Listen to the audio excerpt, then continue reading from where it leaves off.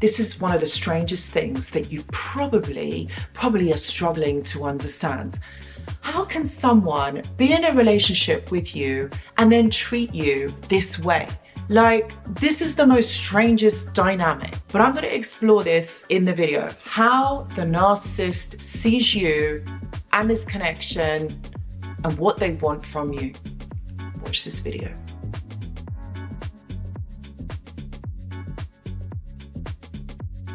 Hello and welcome back. I hope that you're all doing really well. So I've been wanting to make this video for quite some time because I feel like a lot of you, which I have got emails and I have got questions and DMs about, like, how does the narcissist view you and this connection? Like, for many of you, you're probably not even with them anymore. And you're probably like thinking, okay, so it has ended, like we have moved on, but just what the hell has happened? Like, what the hell has been going on within this connection? Like, how is it that this person, all right, how is it they still are trying to have some sort of contact? They might be hoovering you, they might even be smearing you, you know, to other people, talking really badly about you. And it's like, it's very difficult to understand because it's not something that you would do. It's not something that you would actually, you know, unleash onto someone. It's just like, leave me, let me move on, let me move forward. And so you kind of you're kind of lost in all of this. And I wanted to talk about how the narcissist kind of attaches onto you, how they see this connection, how they see what has happened, and why do they keep in contact with so many of their exes. I'm going to talk about this in the video. What this really is about is the narcissist's inability to connect with you, but also to be able to have some sort of a connection and understanding for themselves. You see, how can someone who cannot connect to themselves connect to you or connect to anyone out there? Their inability to be able to understand themselves, okay, and seek this attention and this love outside of themselves. That's what they do. That's what the supply is about. But they're not able to give that back to you. They look for it from, from other people, externally, but they can't give it to themselves. So they can't give it to you. They're never going to be able to give that to you because they can't give it to themselves. And this is all to do with the attachment disorder that they have. They can't attach to you in a healthy way, but they also can't detach from you in a healthy way.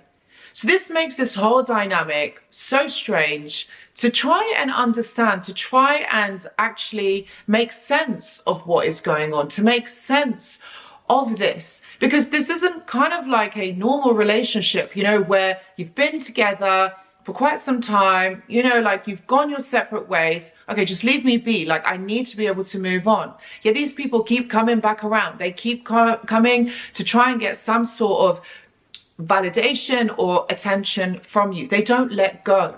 Regardless of the circumstances of the relationship, they don't let go. It really is about you saying, no, like, I'm done, forget it, block, move on.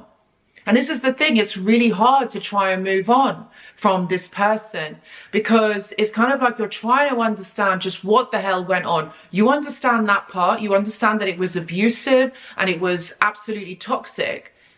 You know, but then they're still, you know, they're still there in the background. They're still there trying to get some sort of attention or validation from you, even though it's very, very covert. And that is the thing. These individuals aren't able to move forward, even though they are with new people, new relationships. They might even be married. They might even have children. Yet they are still watching you, or yet they're still trying to contact you. The only way that you get rid of these people is by you saying no and putting boundaries and blocking. That is the only way, because they do come back. And if you can't do it at that time, they will come back for you. This is what they do. And it's all to do with an attachment disorder, their disconnection from themselves. They don't interpret social and emotional cues the same way that you do. They don't have respect. They don't understand your boundaries.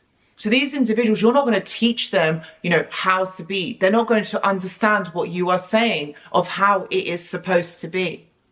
They don't understand it in the same way that me or you do. Now, if you think about it, that whole relationship when you were with them, it was completely dysfunctional. It was completely strange because, the relationship moves so fast at the beginning. And then it's kind of like it's been going backwards ever since then. You can't get back to that honeymoon period at the beginning of the relationship. So it has been unraveling until the end of this cycle. Now, it's up to you whether this cycle is going to be the last or whether you are going to allow them to come back into your life, whether you are going to allow them to create havoc. Because this is all to do with the attachment disorder. They don't connect to you. Even at the beginning, you think, yeah, oh my gosh, yes, they future fake, they mirror you. You think that this person is your soulmate. This person is the most amazing thing because they are just like you and you can build this amazing future, this relationship with them. You're going to be together forever. Yet, what happens is it all comes crashing down and you then struggle to understand just what the hell has happened. Like, why has this happened? And so then after that, you don't understand why you can't move on. Like, why have you got this trauma bond? What is that? What is happening? And why are they still watching you? Why are they still there in the background? Like, what is going on? That are the hallmarks of a toxic, narcissistic relationship. Because what this person is doing is, even though they're still watching you, they might be smearing you, they're saying awful things, but what they're doing is they're still cultivating that energy. They're still watching you. It's not that they're feeding you. They are still watching you because they can't detach from you. These individuals do not detach. They want more. And if they can affect you in some way to show that, you still care about them, they will do it. Because that is ultimately what really matters to them, is how they can affect you. You see, what they do is they compartmentalize people and situations. And what they do is they also go from one scenario to the next. They can be a completely different person. That's why you probably find that they're not the same person they were when you first met. They're completely different. You see, and they see people as objects, so they objectify, meaning like, what can you do for me? Like, how can you make my life better? I need you to do that for me. This is because of the disconnect of themselves internally. They don't know. So this is an attachment disorder that they have, and they're not able to change it. This isn't something that you can actually cure or move past. It's all to do with the fact that you are giving the narcissist that energy. You are giving them that time, that validation, that emotion, and that is what they really want. They believe that you belong to them and that you should be giving this to them, which is why they continue to watch, why they continue to try and have some sort of interaction to you. Ultimately, that is what is going on. And that's why the narcissist views you as someone who can give them exactly this connection that they are looking for. They can't give it to you, but they want it. They crave it. They know that they can't do this for someone else. They know on some level that there's something not okay with them. There's something not right.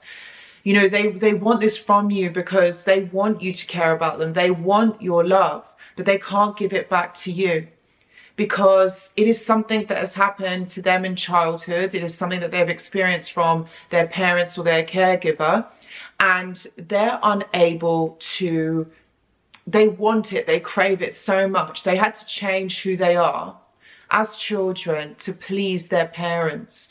And this again is echoed in their adulthood when they are mirroring you, when they are love bombing you. They're wanting you to attach onto them, But what they do is they want this to happen so quickly so that you're attached, so that you're bonded to them and that you don't leave. This is why this trauma bond happens, because you find it so difficult to be able to let go of this person because they want it so intensely. This thing is so intense and it continues to be so intense for you, yet it is so damaging and so challenging. And then when you finally let go, they're still there. They're still wanting your attention in some way. They don't want to let you go, but they will never tell you that. Even though they're so awful to you, they've moved on.